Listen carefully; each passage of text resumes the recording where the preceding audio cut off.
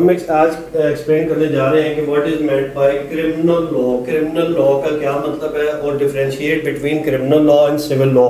Criminal law जो है वो क्या है कि मैंने यहाँ पे पॉइंट्स कुछ मेंशन किए हैं, उसमें लिखा हुआ है कि define the form of civil. ये डिफरेंट है फ्रॉम सिविल लॉ से। सिविल लॉ से डिफरेंट है क्रिमिनल लॉ। सिविल लॉ में इन्फ्रिंजमेंट ऑफ द राइट्स होती है, क्रिमिनल लॉ में violation of the rules and regulation होती है। सेकंड नंबर पे कहते हैं system of law concern with the punishment. ऐसा सिस्टम ऑफ लॉ जो ताल्लुक रखता है या डील करता है सजाओं के साथ, ठीक है। उसके बाद आता है dealt with the criminal and behaviour, और जो डील करता है क्रिमिनल्स के साथ और उनके बिहेवियर के साथ कि क्रिमिनल्स क्या है, किसको क्रिमिनल कहा जाएगा और उनके बिहेवियर को कैसे रेगुलेट किया जाएगा। उसके बाद है कि remedy provided in form of imprisonment और डेथ पेनल्टी। यहाँ पे थे कि जी रेमेडी जो है किसी भी violation of the rules and regulation, violation of the law breaking की सूरत में जो बंदा है क्रिमिनल उसे ऑफेंडर कहेंगे। ऑफेंडर जो है अक्यूज पर्सन जो है उसको कैसे ट्रायल किया जाएगा, उसके बाद उसको क्या सजा के तौर पे इम्प्रिजमेंट दी जाएगी या डेथ पेनल्टी दी जाएगी। ये जो है क्रिमिनल लॉ में होता है, जबकि सिविल लॉ में इस तरह की कोई चीज़ नहीं। सिविल लॉ में सिर्फ damages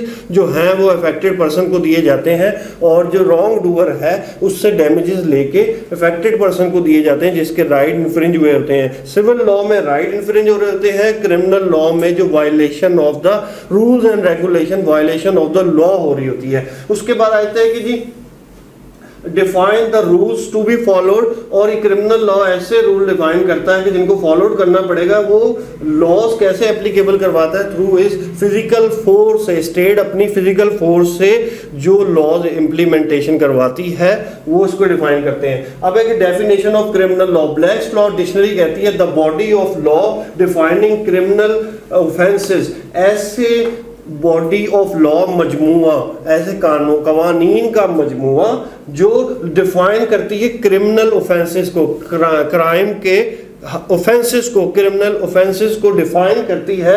regulating how suspect are investigated, और क्रिमिनल लॉ ये भी बताता है कि किस तरीके से क्रिमिनल्स को जो है इन्वेस्टिगेशन के प्रोसेस में लाया जाए, उनको इन्वेस्टिगेट किस तरह किया जाए, उनका ट्रायल किस तरह किया जाए, उनकी जो है इन्वेस्टिगेशन का प्रोसेस किस तरह चलाया जाए, ये भी क्रिमिनल लॉ डिफाइन करता है। How they charge and tried, कैसे उनके ऊपर कोई जुर्म लगाया जाए, कोई ऑफेंस उनके क्राइम के साथ कनेक्ट किया जाए, कोई चार्ज उनके ऊपर लगाया जाए और उनका ट्रायल जो है वो ट्रायल कोर्ट में कैसे उनका ट्रायल किया जाए, यानी कि मुकदमा उनके ऊपर कैसे चलाया जाए, ये क्रिमिनल लॉ डिफाइन करता है। उसके बाद है कि and provide punishment for offenders, और क्रिमिनल लॉ प्रोवाइड करता है पनिशमेंट, ये प्रोवाइड नहीं करता डैमेजेस, ठीक है, ये प्रोवाइड करता है पनिशमेंट क्रिमिनल्स के लिए। क्योंकि रेमेडी क्या होती है, जिस बंदे के साथ कोई नाइंसाफी हुई है, फॉर एग्जांपल उसको हर्ट हुई है, उसकी डकैती हुई है, उसके साथ चोरी हुई है, उसका मर्डर हुआ है,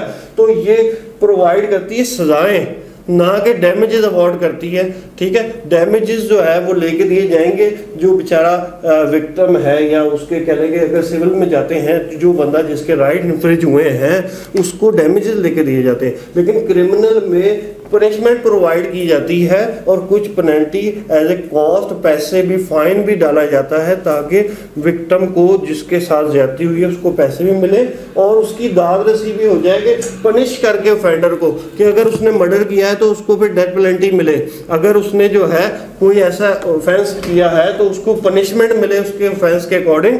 लॉ ने डिफाइन कर दिया है, पाकिस्तान पीनल कोड 1860 ने डिफाइन कर दिया है कि what is crime and what are their punishments. ये पाकिस्तान पीनल कोड 1860 ने डिफाइन कर दिया कि क्राइम की डेफिनेशन और उसकी पनिशमेंट, ये पीपीसी में लिखा हुआ है कि सेक्शन 302 क्या है, उसकी पनिशमेंट क्या है, सेक्शन 324 इक़दाम कत्ल क्या है, उसकी पनिशमेंट क्या है, ठीक है। डिफरेंट 365 क्या है जी, किडनैप अबडक्शन का है, उसकी पनिशमेंट क्या है। इस तरह डिफरेंट ऑफेंसेस। अबैटमेंट क्या है, 109 सेक्शन उसकी पनिशमेंट, तो जो ऑफेंडर की पनिशमेंट प्रोवाइड कर दे वो क्रिमिनल लॉ है। अब इसके ऑब्जेक्टिव्स जो हैं वो देखे जाएंगे कि क्रिमिनल लॉ के ऑब्जेक्टिव्स क्या हैं। To enforce different degrees of crime, different degrees of crime, crime की डिफरेंट हदबंदी, दर्जाबंदी काइंड्स होती हैं, उनकी क्राइम्स की मुख्तलिफ किस्म की सिचुएशंस होती हैं। हीनियस है या जो है वो नॉमिनल सा है, क्राइम होता है, वायलेशन हुई है, लॉ ब्रेकिंग हुई है, तो वो किस लेवल की हुई है उसे कहेंगे कि डिग्रीज ऑफ क्राइम, तो उसको रेगुलेट करता है क्रिमिनल लॉ। नेक्स्ट इज है मॉडर्न कंसिक्वेंसेस ऑफ क्राइम। अब मॉडर्न जो हालातों वाकया चले आ रहे हैं क्राइम में, जैसे कि आजकल मॉडर्नाइजेशन का दौर है, इसके अंदर ऐसे क्राइम हो रहे हैं जो आज से 100-200 साल पहले या इवन के 10 साल पहले भी उसका कॉन्सेप्ट नहीं था। जैसे कि वाइट कॉलर क्राइम है, उसके बाद जो है साइबर क्राइम्स हैं, कंप्यूटर बेस्ड क्राइम है, ऐसे क्राइम है कि ह्यूमन ट्रैफिकिंग है, जिनका कॉन्सेप्ट पहले दुनिया में नहीं था। अब क्या हुआ कि अब साइबर वॉर है, उसके अंदर मुख्तलिफ क्राइम आ गए, तो ये modern consequences of the crime है। मैं कहता हूँ कि पहले क्राइम होता है, बाद में उसका जो है लेजिस्लेशन होती है, जुर्म बाद में उसको डिफाइन किया जाता है, इसकी पनिशमेंट बाद में डिफाइन की जाती है। क्योंकि देखिए जैसे पहले था कि जी क्राइम क्या है जी कि एक जुर्म हुआ, पहले लॉ को पता ही नहीं था कि कब्रों की हुर्मती करनी है कि नहीं करनी, ठीक है। जब होना शुरू हो गई तो फिर उस पर कानून साजी आ गई, ठीक है। पहले मुख्तलिफ किस्म के क्राइम होते थे, उसके लिए लॉ मेकिंग ही नहीं थी, अब उसके लिए लॉज इंट्रोड्यूस हो गए हैं। पहले पतंगे उड़ाना जो है, काइट फ्लाइंग का कोई मसला नहीं था, लोग उड़ाते थे। जब से लोगों की गर्दनें कटना शुरू हुई, बच्चों की, मासूम बच्चों की, तो काइट फ्लाइंग एक्ट आ गया कि अब जो है लॉ बन गया। क्राइम पहले होगा, फिर उसके बारे में लॉ बनेगा, ठीक है। कोई न्यू क्राइम, साइबर क्राइम जो है 2016 में जो है वो क्या कहते हैं, prevention of electronic crime act, जो मेरा थीसिस भी था LLM में, तो उस पर था prevention of electronic crime act. Anush Rahman ने 2016 में पास किया था, 2016 में इसमें पेश किया था असेंबली में। तो इस तरह के मॉडर्न जो क्राइम हो रहे हैं उसके बारे में भी जो है वो इसको डिफाइन करता है क्रिमिनल लॉ। उसके बाद है ज्यूरिडिक्शन अराउंड द वर्ल्ड। अब क्राइम ऐसे भी हैं जिनकी ज्यूरिडिक्शन पूरी दुनिया में भी एज ए होल होती है कि वो क्रिमिनली जो है वो समझा जाता है। जैसे कि कोई पाकिस्तान में आके टेररिस्ट एक्टिविटी करे तो फिर लोग जो है उनके कंट्री का बंदा जो है वो कहते हैं कि जी इसको ICJ में ट्रायल करो, इंटरनेशनल कोर्ट ऑफ जस्टिस में जाके केस ट्रायल होना चाहिए। कई लोग कहते हैं कि ठीक है आप अपने कंट्री के हिसाब से लॉ एप्लीकेबल करें, पनिशमेंट दें, डेथ पेनल्टी दें। जैसे इंडिया का गुलभूषण यादव था तो वो जो है वो ले गए थे उसको इंटरनेशनल कोर्ट ऑफ जस्टिस में ले गए, इंडियन खुद जाके, तो वहाँ पे भी वो केस हारे। तो ये ज्यूरिडिक्शन अराउंड द वर्ल्ड यानी कि दायरे समाते इख्तियार, ज्यूरिडिक्शन कहते हैं दायरे समाते इख्तियार। तो क्राइम जो है वो पूरी दुनिया में जो है वो क्राइम ही कंसिडर किया जाएगा। अब देखा जाएगा कि किस क्राइम की ज्यूरिडिक्शन अराउंड द वर्ल्ड।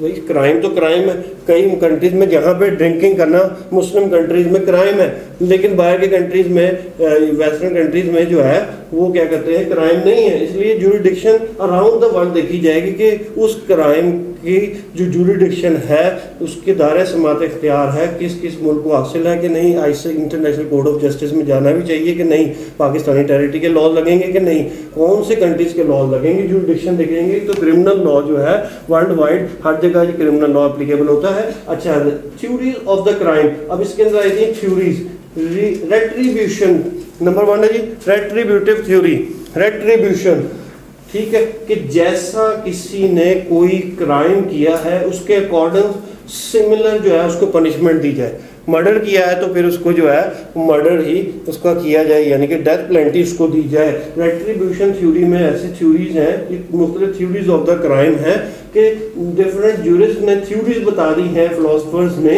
कि उन्होंने कहा ज्यूरिस्ट ने कि भाई एक रेट्रीब्यूटिव थ्योरी है जिसे रेट्रीब्यूशन कहते हैं क्राइम की, कि equal punishment to the crime के इक्वल जो है पनिशमेंट देनी चाहिए। ये नहीं है किसी ने जो है एक रोटी का टुकड़ा उठाया और उसे सजाए मौत दे दी, या किसी ने कत्ल किया तो उसे 10 रुपए जुर्माना करके छोड़ दिया, उसके क्राइम के इक्विवेलेंट जो है उससे पनिशमेंट देनी चाहिए। नेक्स्ट इज डेटरेंस, डरा देने वाली, सूटेबल पेनल्टीज। डेटरेंस ऐसी होती हैं जिसमें पेनल्टीज क्राइम के अकॉर्डिंग दी जाती हैं, सूटेबल जुर्माने डाले जाते हैं, सजाएं दी जाती हैं। लेकिन डेटरेंस थ्योरी क्या कहती है कि ऐसी एग्जाम्पलरी पनिशमेंट दी जाए कि क्रिमिनल नहीं बल्कि आम बंदा भी जो है ना वो 100 दफ़ा उस एक्ट को करने के लिए सोचे कि यार ये ऐसे किया तो ऐसे हो जाएगा। Deterrence theory is very close to the Islamic concept, ठीक है, कॉन्सेप्ट ऑफ पनिशमेंट। जैसे इस्लाम में है ना कि भाई हाथ काट दो, गर्दन कलम कर दो।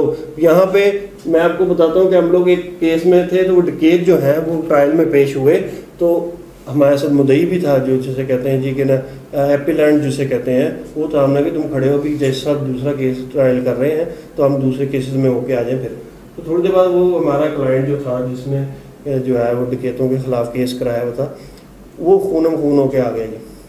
अब बंदे जो हैं वो ऑलरेडी जो क्रिमिनल्स हैं वो हथकड़ियाँ लगी हुई हैं, उन्होंने हथकड़ियों समेत फिर उसको अदालत के बाहर मारा। उनको पता है कि भाई अब इससे आगे कहाँ जाना है, कोर्ट में तो पहले ही आए हुए हैं, अब इससे आगे कहाँ जाना है, तो वहाँ पे उन्होंने अटैक कर दिया उसके ऊपर। तो डेटरेंस थ्योरी इस्लाम क्या कहता है कि मेरे एक दोस्त गया सऊदीया में, वो बता रहा है कि जी असर की नमाज के बाद उन्होंने दरवाजे बंद कर दिए और सहन में, मस्जिद के सहन में एक बंदे का सर कलम किया, पूरा पहले बताया कि ये इसका जुर्म था। तो कहते हैं 3 दिन तक मुझे नींद नहीं आई, ठीक है, और सब बंदों ने देख के डर गए, यार यहाँ तो गर्दनें उड़ा दी जाती। जब डर पड़ जाए कि भाई हम अगर ऑफेंस करेंगे तो हमारे साथ भी यही होना है, तो फिर क्राइम बिल्कुल ज़ीरो हो जाता है, ठीक है। वहाँ पे कज़न बता रहा है कि जी मैं गाड़ी में स्टार्ट करके छोड़ जाता हूँ, किसी की हिम्मत नहीं होती सऊदीया में जो है वो गाड़ी लेके जाए, यहाँ पे जितने मर्जी लॉक लगा लो फिर भी नहीं पता होता गाड़ी रहनी भी है कि नहीं रहनी। तो क्यों, यहाँ पे डेटरेंट नहीं है, डर नहीं है, क्राइम कहाँ, इससे आगे कहाँ जाएंगे जी। वो कहते हैं जैसे भाई ऐसी एग्जाम्पलरी सजाएं दो कि डेटरेंस पैदा हो जाए क्रिमिनल्स के अंदर भी और आम लोगों के रवैयों के अंदर भी। क्रिमिनल लॉ कहता है कि डेटरेंस थ्योरी पेश की गई जिन्होंने बिल्कुल क्लोज टू द इस्लाम थी कि हाथ काट दो, सर काट दो क्रिमिनल का, ताकि ऑफेंडर के देख के ना उसका हाल। हमारे यहाँ पे फैसलाबाद में धोबी घाट है जहाँ पे सरेआम फांसी दी जाती थी धोबी घाट में पहले ज़माने में, तो लोग दूर दूर से देखने आते थे, फिर लोगों को नींद नहीं आती थी कि यार ऐसा भी हाल हो सकता है। तो वो डेटरेंस थ्योरी, डरा देने वाली थ्योरी थी कि डेटरेंस पैदा हो जाए लोगों के अंदर, ठीक है। इनकैपेसिटेशन किसकी जी, ऑफ क्रिमिनल को, उनकी कैपेसिटी खत्म कर दी जाए, उनको पनिशमेंट देके जुर्म करने की कैपेसिटी इनकी खत्म कर दी जाए। नेक्स्ट है जी रिहेबिलिटेशन, यानी कि turning offender into valuable. Rehabilitation का मतलब होता है कि ऑफेंडर को ऐसे ऐसे कोर्सेज करवाए जाते हैं जेलों के अंदर कि उनकी रिहेबिलिटेशन होती है, उनकी जो है वो उनको एक वैल्यूएबल पर्सन बनाया जाता है, क्रिमिनल से हटा के उनकी जो है वो क्या करवाई जाती है, रिहेबिलिटेशन करवाई जाती है, turning offenders into a valuable person. Next is restoration, benefit to the victim. अब जब विक्टिम कौन है, जिसके खिलाफ कोई ऑफेंस हुआ है उसे कहेंगे विक्टिम। अगर वो खुदा न खास्ता बाय चांस उसकी डेथ हो जाती है तो उसके लीगल हेयर्स हैं, वारिसान हैं, उनको जो है वो पीछे उनकी दाद रसी की जाएगी कि भाई विक्टिम जो था हमारा, अगर तो वो डिसीज हो गया, मर गए को कहते हैं डिसीज है ना, उसकी डेथ हो गई है, तो फिर उसके लीगल हेयर्स को पैसे लेके देने, किसास जिसे कहते हैं, या दियत, या फिर उसके बाद जो है उसके या ना भी हो तो किसास ही है कि भाई मुजरिम को भी उस तरह की सज़ा मिलनी चाहिए, ठीक है, मुजरिम को भी सज़ा सिमिलर जो है इस तरह रेस्टोरेशन ऑफ द विक्टिम हुई थी। अगर खुद उसका कोई हाथ टूट गया बंदे का तो वो भी सिमिलर काइंड ऑफ पनिशमेंट उसे मिल जाती है, 10 साल की सज़ा एग्जाम्पल मिल जाती है, ठीक है। उसका होता है कि ना भाई उसको डिसेबल कर दिया है परमानेंटली, उसके किसी ऑर्गन को जो है डिसेबल कर दिया है, उसको बिल्कुल जो है इम्पेयर कर दिया है, तो उसके विक्टिम की रेस्टोरेशन भी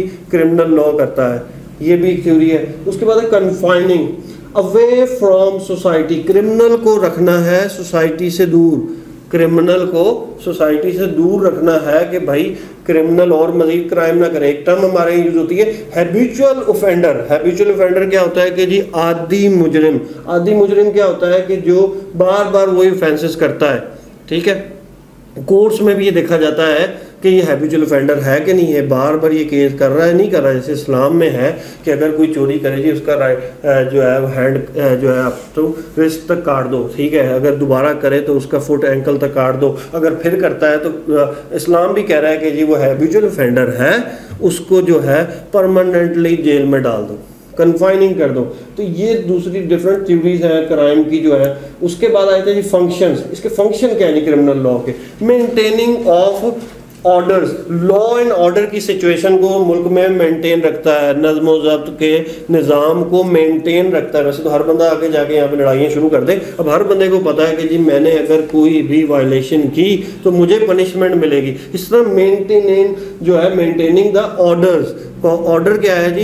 लॉ एंड ऑर्डर को मेंटेन करता है क्रिमिनल लॉ। उसके बाद आए थे रिजॉल्विंग डिस्प्यूट, जो लोगों के माबैन जो तनाज़ात लड़ाई झगड़े वाले हैं कि उसने उसके बंदे मार दिए, उसको हल किया जाता है कि उसने मेरा बंदा मार दिया, मेरे मकान पे कब्जा कर लिया, डकैती कर दी। रिजॉल्विंग द डिस्प्यूट जो है वो क्रिमिनल लॉ करवाता है। उसके बाद प्रोटेक्टिंग इंडिविजुअल एंड पब्लिक। अब ये जो है क्रिमिनल लॉ है, प्रोटेक्ट करता है एक सिंगल वाहिद को, पर्सन्स को भी, कि अगर उसने कोई भी ऐसा एक्ट किया है जिसके वजह से लॉ ब्रेकिंग हुई है। कुछ देखो कहते हैं कि सिन और क्राइम में डिफरेंस होता है, गुनाह और जुर्म में डिफरेंस है। जैसे कि कहते हैं कि जितने भी गुनाह हैं वो क्राइम नहीं हो सकते। एग्जाम्पल देता हूँ कि वालिदैन के कहना ना मानना गुनाह तो है, क्राइम नहीं है। बड़ों की इज्जत ना करना गुनाह तो है, क्राइम नहीं है। लेकिन क्राइम अगर कहते हैं किसी को हर्ट करना, किसी की चोरी करना, किसी को मर्डर करना, तो ये सारे गुनाह भी हैं और ऑफेंसेस भी हैं, क्राइम भी हैं, ठीक है। तो वो कहते हैं प्रोटेक्शन इंडिविजुअल, एक इंसान को भी बचाना, एक प्राइवेट पर्सन को भी और पब्लिक को भी बचाना, ये भी क्रिमिनल लॉ का मेन थीम है। उसके बाद है control the human conduct. Criminal law की वजह से जब पता लगा कि भाई अगर हमने किसी के साथ नाइंसाफ़ी की, मर्डर किया, कोई डकैती की, रॉबरी की, राइटिंग की, कोई भी रॉन्गफुल कन्फाइनमेंट की, कोई भी किसी के साथ भी कोई भी ऐसा ऑफेंस किया जो ब्रीच ऑफ लॉ है, तो हमें जो है सज़ाएं मिल सकती हैं। इसलिए कंट्रोल द ह्यूमन कंडक्ट जो है वो बताया गया कि क्रिमिनल लॉ ह्यूमन कंडक्ट को कंट्रोल करता है। उसके बाद आए थे सेफ गार्ड ऑफ लिबर्टी, आज़ादी को भी इंश्योर करवाता है कि हर बंदे को जो है ना आज़ादी हासिल है घूमने फिरने की। जैसे कि कई इलाकों में है कि भाई रात को 10 बजे के बाद ना निकलना, डकैतियाँ शुरू हो जाती हैं। तो क्रिमिनल लॉ क्रिमिनल को ट्रीट करने के लिए जो हमारी आर्म फोर्सेस हैं, ठीक है, वो एक्टिवेट हो जाती हैं, पुलिस है, आर्मी है, एजेंसीज है, तो वो फिर लोगों की सेफ गार्ड करती हैं, आज़ादी को हिफाजत करती हैं। नेक्स्ट है what is the difference between civil law and criminal law. ये तो था जी क्रिमिनल लॉ का शॉर्ट सा ब्रीफ इंट्रोडक्शन। अब आए थे जी इसके डिफरेंस क्या है। सिविल लॉ लास्ट टाइम मैंने बताया था, लेक्चर मौजूद है मेरा।